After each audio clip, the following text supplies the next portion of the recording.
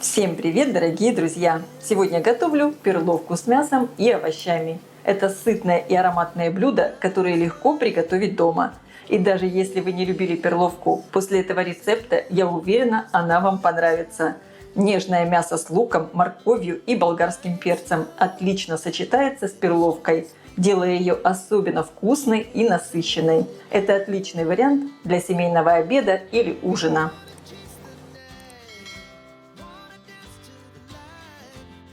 Все ингредиенты и пошаговый рецепт с тайм-кодами вы можете посмотреть в описании к видео. Я заранее подготовила перловку. Использовала стакан объемом 250 мл, и здесь у меня получается ровно 200 граммов перловки. Перловка вот в сухом виде выглядит так.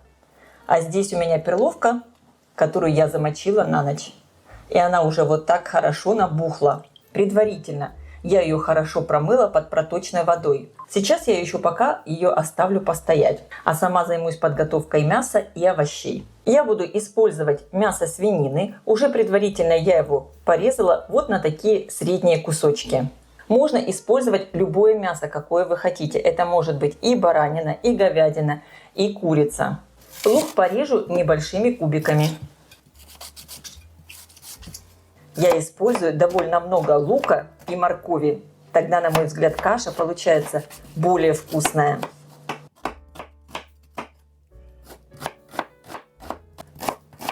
Морковь режу брусочками. Можно порезать колечками, как вам нравится.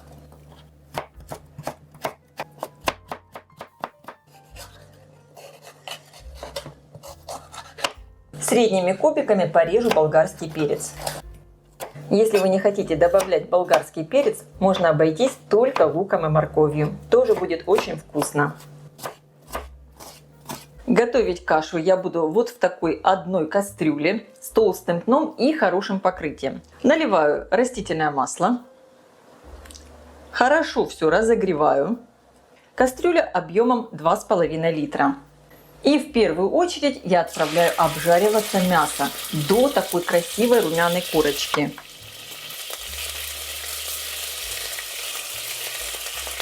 Мясо я обжариваю на большом огне. Сразу мясо я не начинаю переворачивать. Даю ему обжариться с одной стороны, а затем только переворачиваю на другую.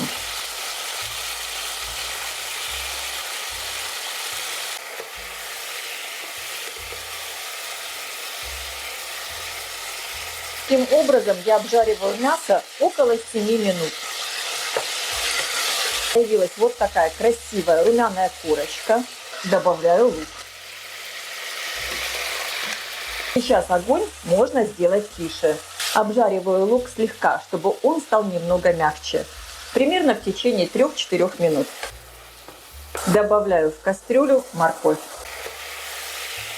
И сразу же я добавляю немного сливочного масла.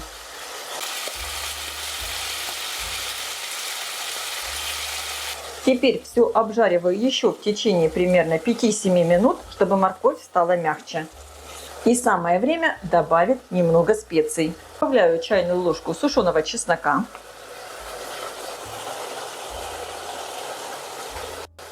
Чайную ложку сушеного лука. Черный перец. Конечно, все специи добавляйте по своему вкусу.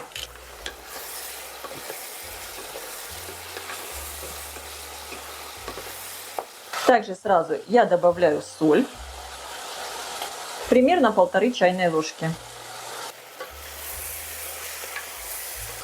Также добавляю пол чайной ложечки сахара для баланса вкуса.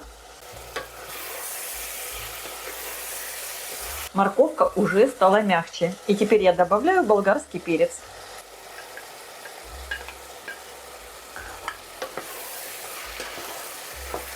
Вливаю примерно полстакана горячей воды. Добавляю лавровый листик. Огонь делаю тише, чтобы было небольшое кипение. Закрываю кастрюлю крышкой и оставляю тушиться, пока я подготовлю перловку. Замоченную перловку надо хорошо еще раз промыть под проточной водой. и слить воду через сито. Выкладываю перловку в кастрюльку, заливаю ее чистой водой.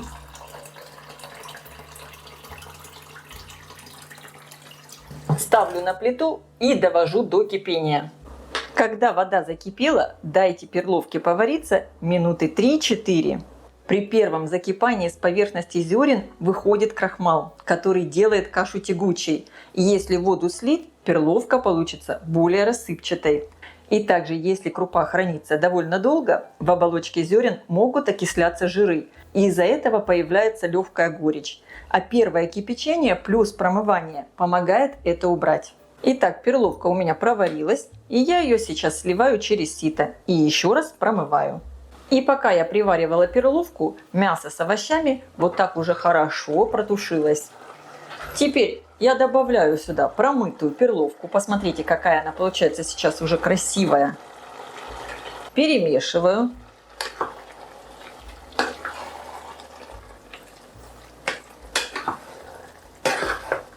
И добавляю в кастрюлю 2 стакана горячей воды. Немного все вот так вот перемешаю. И, кстати, количество жидкости, которую вы добавляете, вы можете также регулировать по своему вкусу.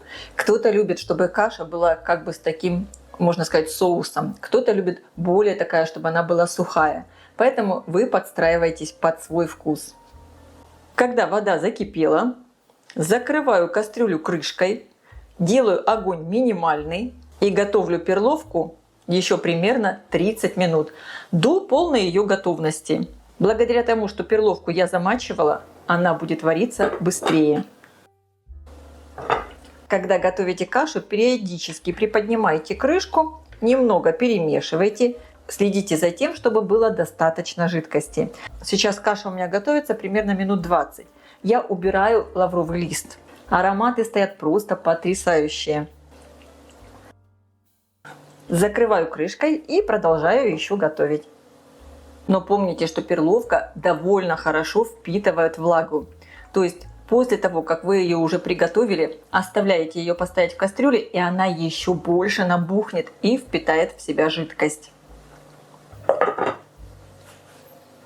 И также в конце приготовления рекомендую добавить в кашу немного зелени и чеснок. У меня петрушка, можно использовать и укроп.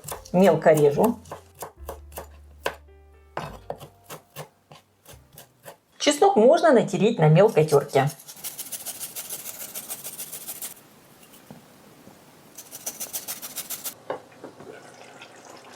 Каша у меня уже готова. Посмотрите, какая красота. Сейчас я сюда добавляю зелень. Перемешиваю. Конечно, рецептов перловой каши огромное количество. Обязательно пишите в комментариях, хотите ли вы, чтобы я приготовила еще и другие блюда с перловкой. Закрываю крышкой, выключаю плиту и даю каше постоять минимум 30 минут, чтобы она еще пропарилась и настоялась. И тогда она будет самая вкусная. Я желаю всем приятного просмотра и приятного аппетита. Если рецепт вам понравился, поставьте лайк, напишите комментарий и подпишитесь на мой канал. Не забудьте включить колокольчик, чтобы не пропустить уведомления о выходе новых интересных рецептов.